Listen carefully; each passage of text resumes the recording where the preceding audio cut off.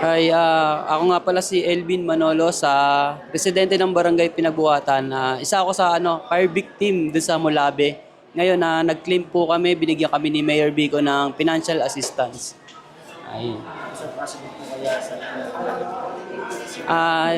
Yung binigay ni Mayor, pwedeng idagdag namin sa pagpapagawa sa bagong bahay na nasunog. Malaking tulong po ang naibigay ni Mayor Bico. Maraming salamat sa City Council, lalong-lalo na sa kay Mayor Bico, sa pagbibigay nila ng tulong financial sa aming pamilya. Maraming salamat. Ma'am, magandang hapon po. Alala po muna tayo. Ayun sa pag-isang. Ako po si Manolos. Ako po isang nasunugan sa Bilya Patukod ng bahay.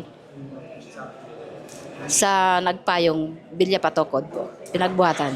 Tanong ko lang kung ano yung receipt po kayo. Nakareceive po kami sa financial assistance kay Mayor Bico. Kasi po kayo sa namin lalagay sa